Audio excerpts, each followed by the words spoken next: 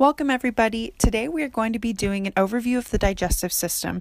To start, here are the digestive organs of the alimentary canal, also known as the GI tract. First, we have the mouth. This is where the food is chewed, moistened with saliva, and swallowed.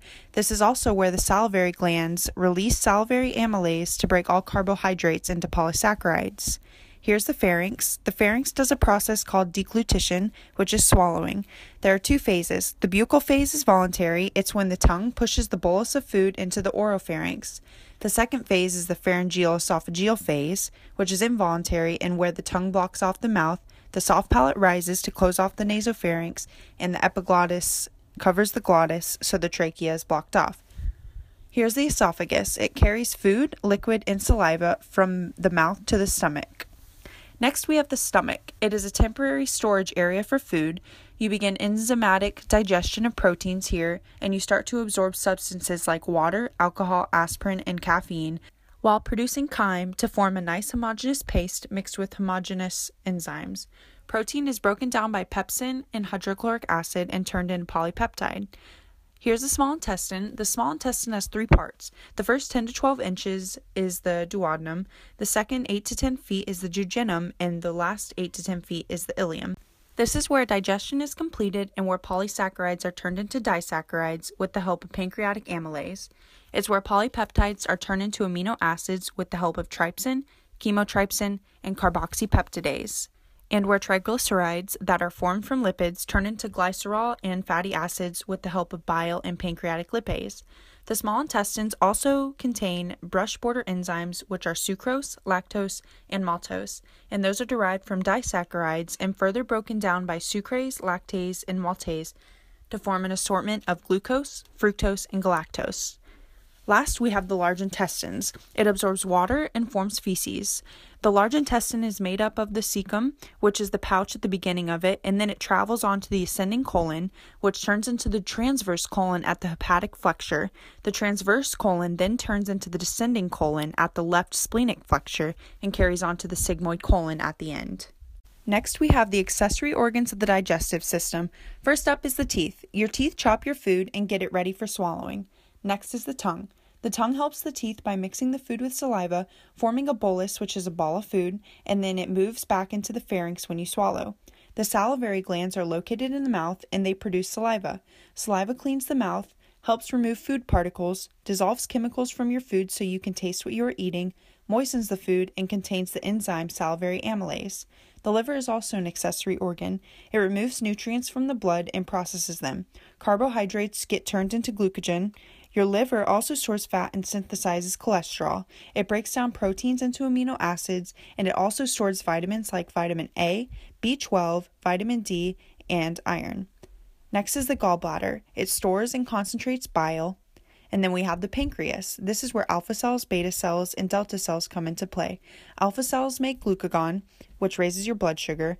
Beta cells make insulin, which lowers your blood sugar, and delta cells make somatostatin, which turns stuff off. Now let's cover the basic steps of digestion. What some people don't know is that digestion starts as soon as the food hits the mouth through a process called ingestion. Ingestion is the voluntary process of putting food or drink into the mouth. The mouth starts at the beginning of the alimentary canal and is where the cheeks, palates, tongue, salivary glands, and teeth do work. After ingestion comes repulsion, which involves propelling the food down the GI tract through peristalsis. Peristalsis is a series of wave-like contractions in the GI tract. Mechanical digestion is next. This is where your food gets mixed with saliva and broken down into small pieces. Mechanical digestion happens in the mouth but also in the stomach. In the stomach is where all your food gets churned together. During mechanical digestion, segmentation takes place in the small intestine. Segmentation is a set of rhythmic, local contractions while mixing the food back and forth with digestive enzymes.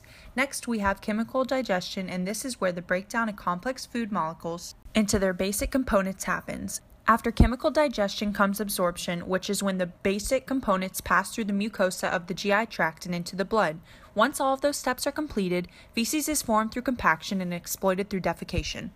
Now you may be wondering how food and other substances gets from organ to organ. It does this through a series of valves, passageways, and sphincters. After the substances are inserted through your mouth and go down through the pharynx and onto the esophagus, it hits the gastroesophageal sphincter, also known as the cardiac sphincter.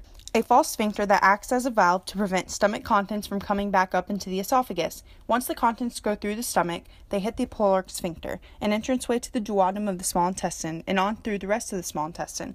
A very important passageway comes into play called the hepatic pancreatic ampulla, which is where the common bile duct and the main pancreatic duct meet.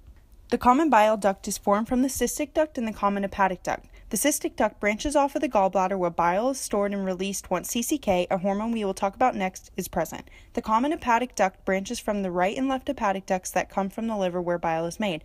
Bile is important to digestion because it increases the absorption of fat and creates a very acidic environment in the stomach that is necessary for the activation of different enzymes. Once bile gets to the hepatopancreatic ampulla, it goes through the hepatopancreatic sphincter to the duodenum of the small intestine at an elevation of mucosa called the major duodenal papilla. After the path through the small intestine is complete, we get to the entrance of the large intestine called the ileocecal valve. This is where the ileum of the small intestine and the cecum meet. After food travels and is absorbed through the rest of the large intestine, it hits the last segment of the large intestine called the anorectal canal. This canal contains the rectal valves that let our bodies separate flatus from feces.